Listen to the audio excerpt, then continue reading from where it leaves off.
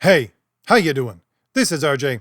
So today I'm going to talk about something which is happening behind the scenes in our culture right now, which a lot of people in this space, which is basically the conservative YouTube space, have acknowledged is going on, but haven't really discussed. Because I've heard this sentiment from political commentators like Alt History, cultural critics like The Critical Drinker, and even people who concentrate on simply one form of storytelling.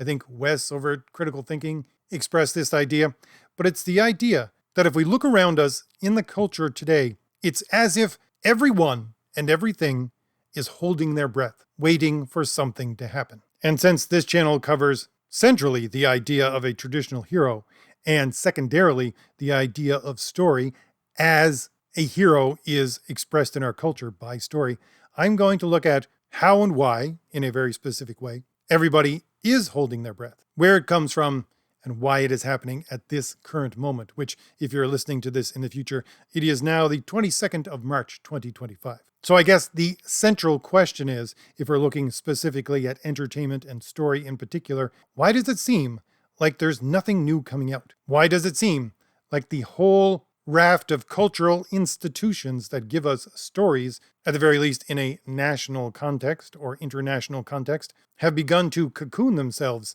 and put out as little as possible? Now, that being said, I'll let you know that there are new things coming out from indie creators like myself. There is links in the description for the sign-up page for my new books, which are coming out, called Fade to Blue. They are an Indiana Jones-inspired kind of story told in a film noir narrative. So if that sounds interesting to you, click on that link in the description and go on over and leave your email address at the sign-up page so you can be informed when that project goes live. And also, there are links for my other graphic novels, 2 superhero graphic novels, 1 fantasy graphic novel. And you're looking at some of the beautiful art from, well, mainly Fade to Blue, but some of the other books which we are pursuing in 2025 as well. So yes, in the independent spaces, things are still being created. I do a live stream literally every Wednesday, and 90% of the time, I simply talk to independent creators who are creating new things.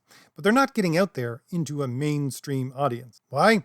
Because again, the mainstream media production, and that includes, of course, mainstream entertainment production, has begun to cocoon itself, has begun to stagnate, as it were, in a purposeful way. Now, let's look at the big picture of why this is first, and then I'll go into a smaller example of why this is and how it has occurred, drawing on mainly the information which I have collected on this channel over the last, 6 or 7 years, which is a lot to do with Marvel as a cultural movement of storytelling. So the look down from 5,000 feet on this entire thing would be the following. In a healthy society, what should occur is that politics is downstream from culture.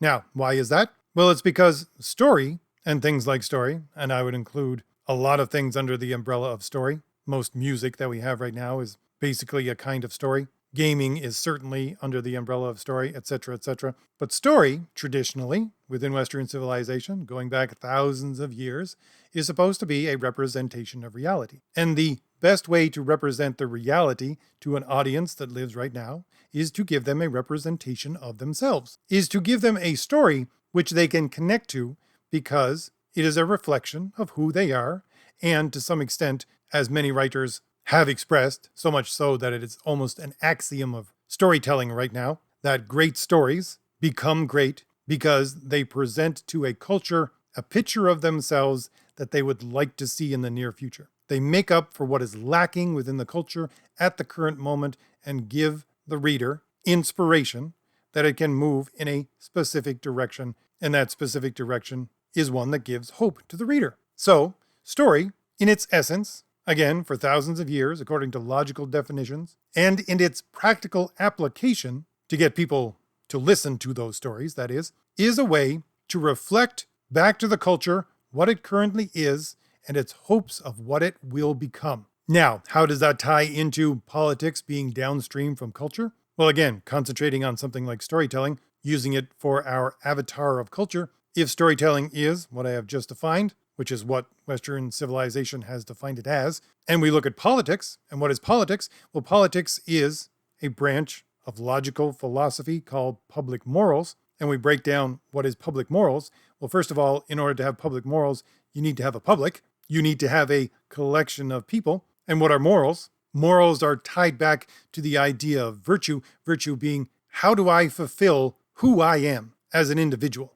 and as a human being. Morals are a set of principles where you say, these are the principles by which I will live and our society will live in order for it to prosper. So that's how it ties in with storytelling. Because again, you have a public in public morals, you have a society within storytelling, which is reflecting back to itself what it is. In public morals, you're looking at what should I become? Where am I going? And what principles do I live by in order to get there? Which typically within Western civilization is called virtue, which is connected to the idea of hero, which is why I talk about it so much. But if that is what the morals part of public morals is, and the same thing occurs within storytelling, because the stories that really take off are the ones that present hope to your public, to your culture, about what they can become, then you can see how politics is indeed downstream from culture. Because that culture must necessarily first exist and think about itself and think about how it moves,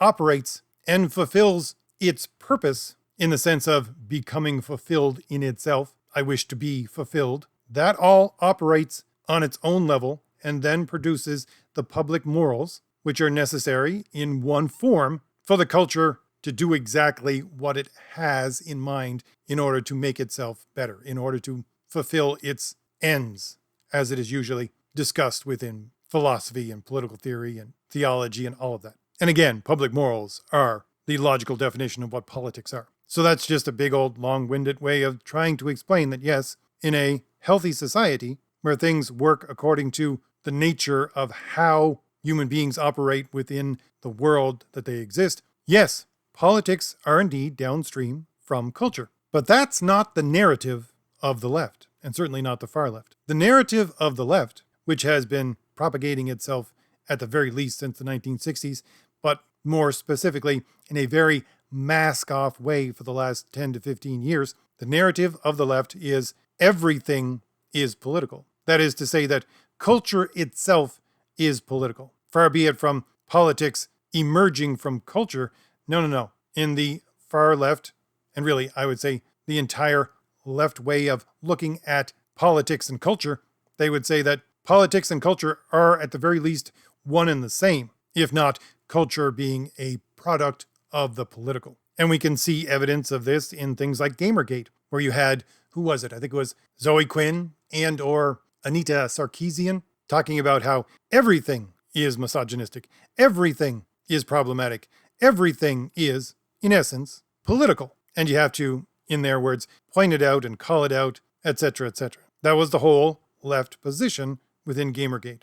It's everything is political, get used to it, your games are going to be political from now on. We can also see this in movements like the Sad Puppy movement, which was really the precursor to Gamergate, where you had science fiction and fantasy awards being bent towards political correctness and the backlash against that. And of course, they were bent towards political correctness because, in the left's mind, everything is political, and the left controlled the cultural institution of storytelling, which is basically novel production. We can also see this in what I typically covered on this channel for the last 6-7 years, which is comics, specifically focusing on Marvel. One of the first videos I did was covering an interview with the Marvel Vice President of Content and Character Development, talking about how superheroes should be used to push positive ideas. And what she meant by positive ideas was progressivism. But the underlying message, by the way, by this VP who was specifically tasked and brought into Marvel Comics in order to completely change the way stories were told and comics were made. As again, the Vice President of Content and Character Development, her message was, everything is political, therefore your comics are now political. Get used to it. And that is not an exaggeration of her words, because then after that, you got people who worked directly with her, directly for her, like Kelly Sue DeConnick, the creator of the current iteration of Captain Marvel, which you see on your movie screens every once in a while, literally giving an interview saying, if you don't like my politics, don't buy my books. And as offensive as you might find that statement, look at the backdrop of that statement. The backdrop of that statement is comics are meant to be political. And by the way, for Kelly Sue DeConnick, political means something very specific. She gave a TED Talk about the importance of comics and their history, and she starts off by talking about how comics can be used, and have been used, as propaganda to foment revolution. And if you've been around social media for the last, 10 years, that's all you get from people who are on the left on social media. It's comics have always been political. You should not be complaining that they are now political, because that's what comics are. Now, with the idea that everything is political, here's the problem. Well, first of all, let's look at the idea of everything is political to begin with. Why does it exist? Well, it exists because within this left mindset, there's nothing you can actually hang your hat on. There's nothing like, let's say, as I'm always talking about, a fixed human nature, which is what traditionally Western society would go back to for everything. Stories, laws, economic systems, doesn't matter. But for the left, certainly the current left, and certainly the far left, and I won't get too far into this because I've done it a number of times, they have in essence a utopian mindset. That's the whole idea of quote unquote progressivism. They're progressing towards something. Towards what? Well, they would normally say a more just and equitable society, which is just a roundabout way of saying towards a better and better utopian-like society. But if you look at the basis of this political idea and ideology, the idea behind it is that we're not going to make a utopia that fits human beings. We're going to shape and mold and pound human beings into a form that fits into a utopia. And the only way they can actually do that, or even believe that they can do that, is by also believing that there is nothing fixed within this world, especially human nature. They believe that everything is just an interplay of power. And that's indeed what politics should be. It's basically, in their minds, the definition of politics. It is the interplay of power. And therefore, since everything is political, you must exercise this power by, at the very least, creating a narrative. And that brings us right back to the idea of storytelling. And again, as I've covered on my channel, I've covered gaming cons where they had panels talking about switching the narrative. That is to say, making the basis of your game, quote unquote, progressivism. I've covered book cons, like the Southwest Book Con, where they literally had panels titled How to Insert Progressivism into Children's Picture Books. Even yesterday, I was at somebody else's house. They had the radio on. It was talk radio. They were having a discussion about the books that people should read. It was the culmination of, at the very least, a week-long discussion. And this radio station was indeed far left. And what was one of the central focuses of them whittling down these books to one central book? It was changing the narrative. So again, back to the problem. The problem is that the left, believing that politics and culture are the same thing, believing that this must be instituted in a way that changes the narrative, has come up against a very specific problem. And that specific problem is that culture no longer believes its narrative. Just as a bit of an aside, I saw on someone else's channel, I think it was a TikTok from probably last month, where you had this lady, white liberal lady, literally saying that she now knows what it feels like living in 2025 America. She now knows what it feels like to live in, as she says, the bad place. And then she goes on to talk about how, ironically, some people around her see this bad place, which again is 2025 America, as the good place. And the only thing that she can do as someone who recognizes that, no, this is indeed the bad place, is to convince everyone who believes it's the good place that no, this is the bad place. But as she goes on, she says, but you can't do that overtly anymore. You can't do that in their face. You have to convince them. You have to sell them on this idea and convince them of it in a very subtle way. Convince them that no, 2025 America is indeed the bad place. And she was saying this unironically, but this is indeed a very simplistic form of what I've just been talking about. It's the idea that you have to present the narrative of the left, and that narrative must be once again presented in a subtle way because the culture no longer believes that narrative. Now, in order to explain how this leads to stagnation, especially within storytelling, let's go back to a video that I did, I think it was 2018. I'll try to put the link for it in the description. It was a video that I did about a New York Times article, which was an interview with G. Willow Wilson. G. Willow Wilson being the co-creator with that VP of Marvel that I just talked about, of the character of Miss Marvel, Well, actually, before I get into the article itself, let's talk about Miss Marvel as a conduit for this narrative. How this character was created specifically to be a conduit for this narrative. And I will just use examples from videos that I've done in the past, which, if you want to go back and find those older videos, they all have references to primary sources from Marvel, talking about why and how things are done. But it's a bit of a long and twisty road, so let's get into it. If we go back to 2009 to 2012, Marvel was floundering, as a comic producer at the very least. And so, interviews with people who have directed Marvel over the last 10 to 15 years specifically say that what they did in order to try to revamp the entire system of comic production for Marvel was to go in a completely new direction with storytelling and comic production. And that new direction was to make comics political, as I just said. That VP talking about how comics should be used, how superheroes should be used in order to push progressive ideas. This was done in a very underhanded, narrative-pushing way. The first step was to, believe it or not, sell the idea, which is not a true idea according to the sales numbers, that Captain America is the central figure of Marvel. Now, you could see how they might be able to sell that back in a time when they were producing the first movies of the MCU, and specifically Captain America, the first Avenger. But the idea was, sell to the public the idea that Captain America is the figurehead of Marvel. And then switch up the narrative by changing that figurehead, by passing the baton as the leader of Marvel Comics and the Marvel Universe from Captain America to Captain Marvel. This was done in two ways. The first way was to destroy Captain America, to make him into a literal Nazi. That is canon within the Marvel Comics. That Captain America, the one who fought all the way through World War II and did everything up until that point, was secretly just a member of a Nazi organization, which is Hydra. He was just waiting all of those years for his opportunity to reveal that he was secretly a Nazi. And so the Captain America that you see in the comics now is not the actual Captain America that grew up in New York, who fought in World War II.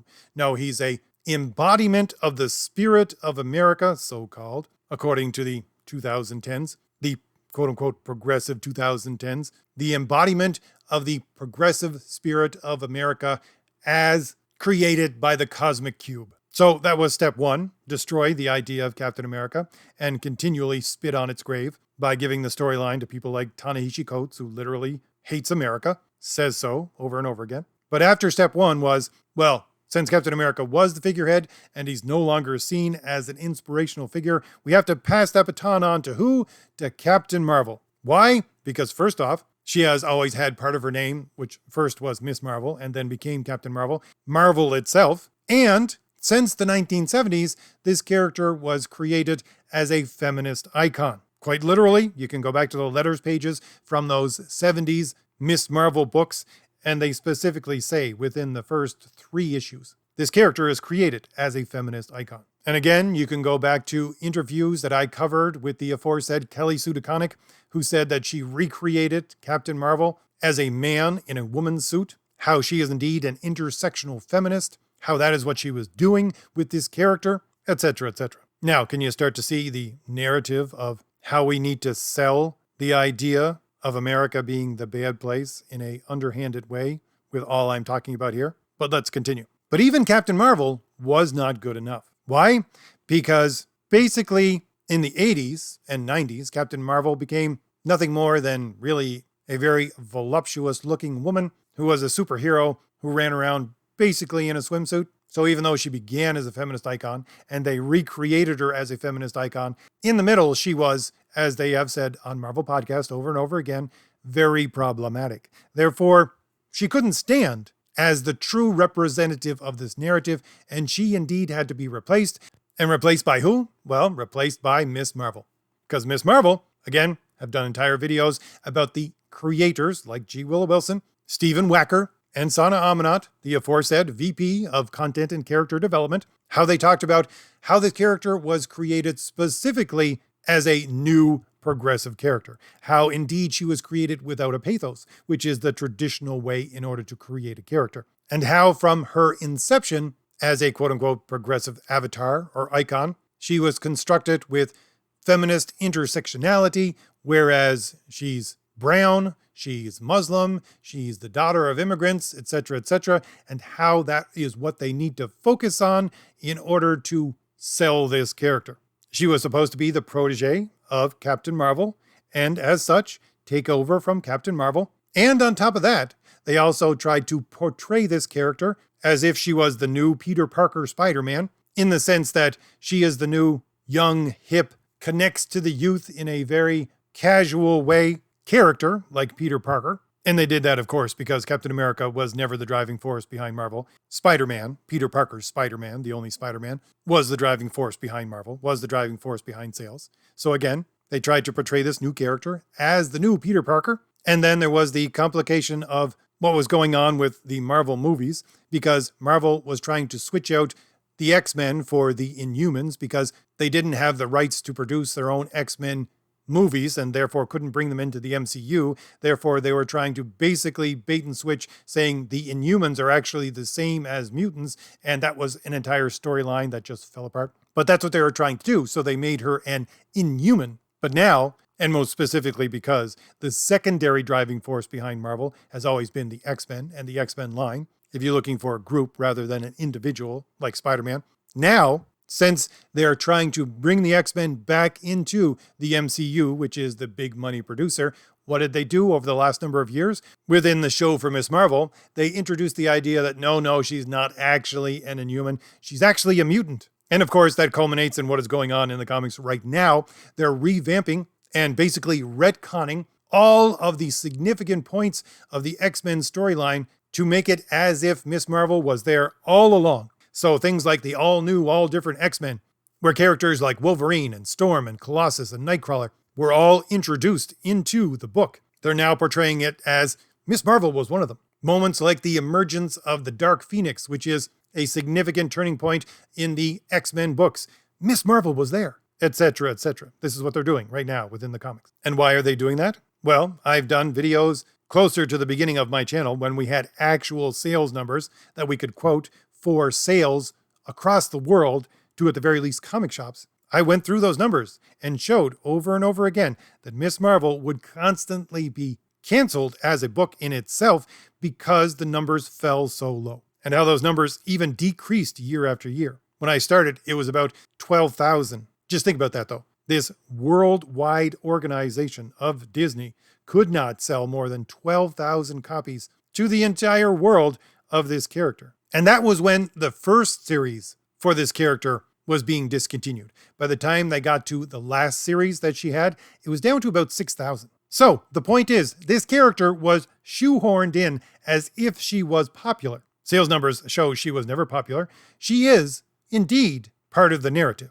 and meant to be the central icon, the central avatar for that narrative, for the cultural movement that is Marvel and its stories within not just comics, but movies, games, etc. They even did a thing, I think it was around 2020, probably late 2019, where they tried to have an event where everybody took on the persona, or at the very least, the symbol of Miss Marvel. And as I have noted over the years, especially when Marvel itself was trying to push the idea that Marvel was a lifestyle brand, selling you podcasts and internet shows, that is to say, internet short shows, what would they use as their symbol to represent Marvel? Well, they would use the lightning bolt symbol of Miss Marvel. Now, why am I going on about all of this? I'm going on about all of this because this character is a shoehorned in, never liked by the public, to the extent that she could never keep her own book in publication, character, which is an avatar for the progressive narrative, and specifically built to be that way. And as such, let's go back to the words of the primary creative of this character, which is G. Willow Wilson. And again, the video that I did about her interview with the New York Times, she specifically stated, and this was 2018, so the middle of Donald Trump's first administration. She said, first of all, the reason why she got into writing to begin with was to change the world. Not to tell good stories, but to change the world. Now, what does that mean? Well, that means, as she goes on to explain, to promote progressive political causes. But when Donald Trump got into the White House, she had to shift gears. She had to shift gears to be a protector of the leaders, the thought leaders of the progressive movement. This is literally what she says. She, with her stories, wished to now provide, as she says, a bulwark, a fallback position, a castle, as it were, for the leaders of the progressive movement where they could lick their wounds, and she would provide them with what she says is hope fuel. So that, of course, when Donald Trump finally leaves, then they can surge out again and take new territory. Now, why am I talking about this interview? Well, it's because, of course, it coincided with something which was going on around 2018. There was an admission, first of all, and I covered this on my channel, of some people with on the left and the creative left, which I covered, where they said, literally, that sometimes progress does not mean moving forward. Because again, they're quote unquote progressives. Now, what did they mean by that? Because I took that to be a startling admission. But I realize now what they meant by that is sometimes, as a progressive, you simply have to hold your ground. As G. Willow Wilson was saying, provide a castle which you can just hunker down in when things go horribly bad. Why?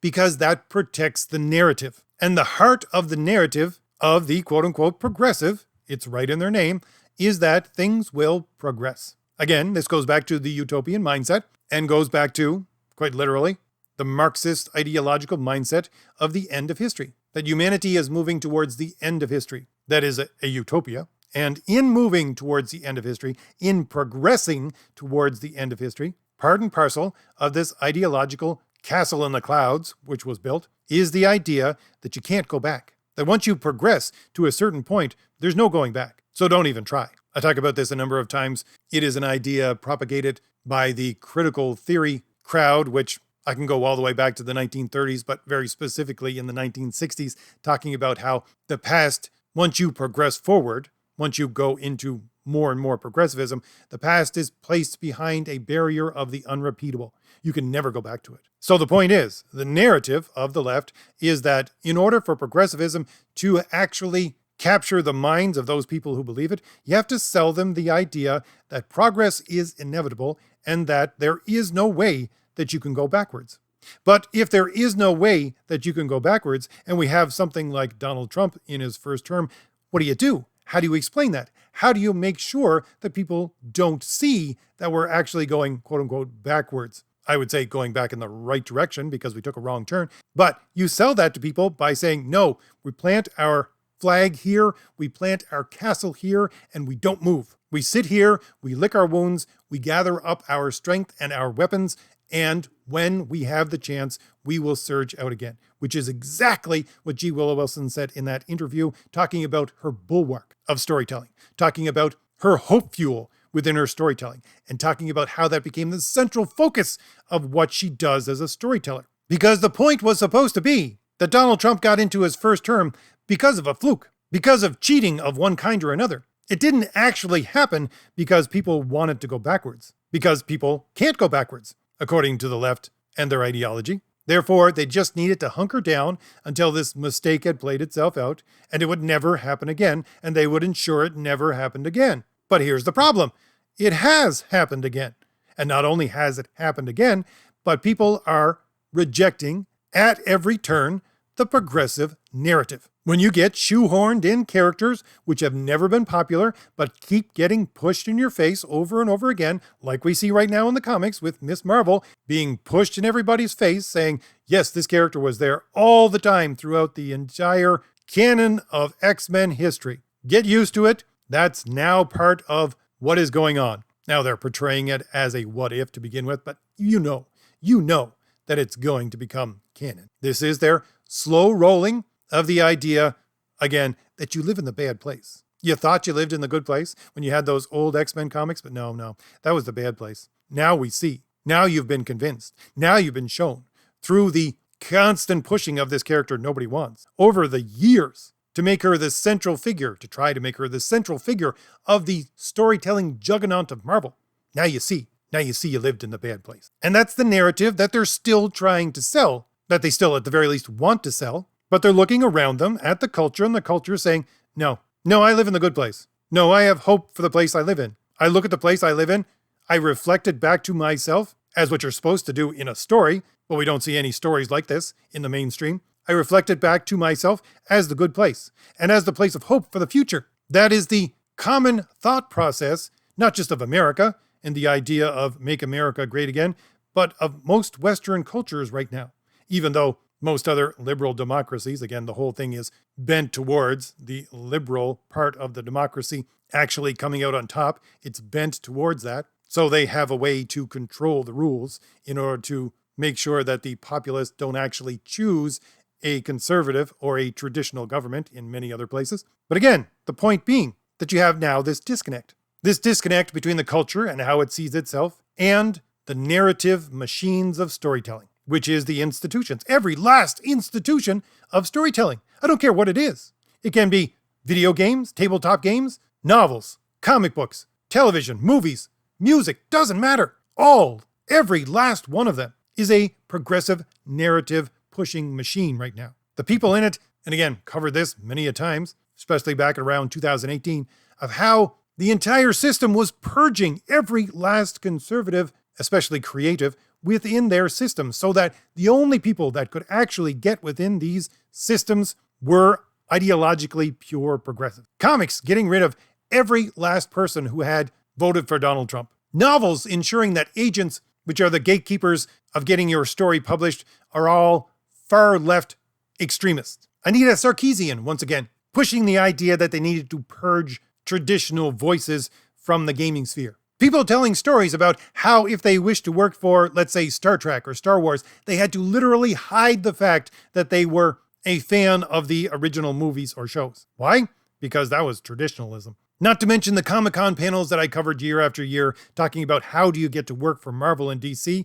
Well, you got to be a good little progressive. You have to be, first of all, intersectional, so you have a quote-unquote unique voice. And then don't ever contradict the narrative, because we'll go through your social media to make sure that you never actually said anything bad about current Marvel. So yes, all of these institutions, these major storytelling institutions that are in any way mainstream, are controlled by the far left. And I would dare to say by far left extremists. And so what do?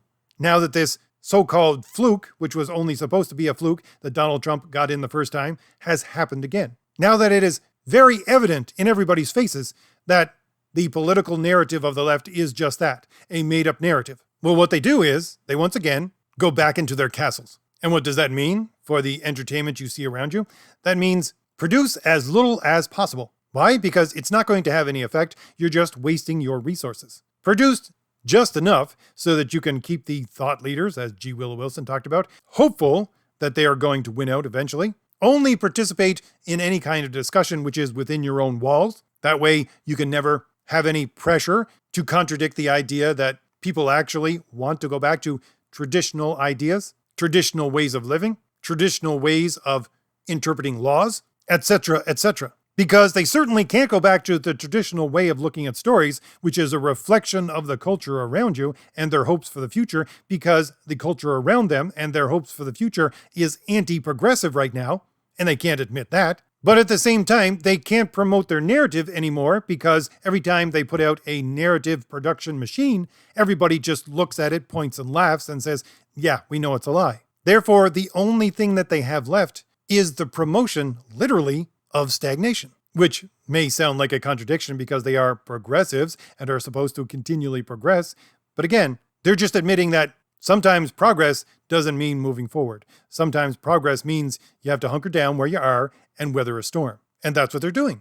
That's what they're trying to do. They think that what is going on right now is just another blip, that this is going to blow over, that this is not an actual movement that is going to continue to grow. They're mistaken about that. But that's what they believe. So they must promote the idea of stagnation. And that's why you see nothing new. That's why there is very little being produced. That's why a lot of your YouTube channels, if you follow the production of entertainment, a lot of those YouTube channels have nothing to talk about, because there is nothing to talk about, because they're trying to put out the bare minimum. I quite honestly think that it feels like our culture is holding its breath because the left controls all of the institutions, and the left is being a petulant child right now, holding its breath, saying, I'm not going to breathe again until I get my way. And quite literally, it feels like nothing is happening because the left's last defense mechanism is one of stagnation. So, if I've given you anything new to think about, hit like, hit the shield in the lower right-hand corner of your screen to subscribe, and leave me a comment. Tell me what you think about all this, and don't forget, there is a link in the description and the pinned comment for my new books which are coming out called Fade to Blue. If you go over to the sign-up page and leave your email address, you will be informed via email when the project goes live. And there are also links for my other graphic novels, some of which you're seeing the art for in the background right now. So if any of that appeals to you at all, click on one of those links and help support the production of new and traditional merit-based creation of culture. All right, I'll leave it there. I'll see you later. Bye.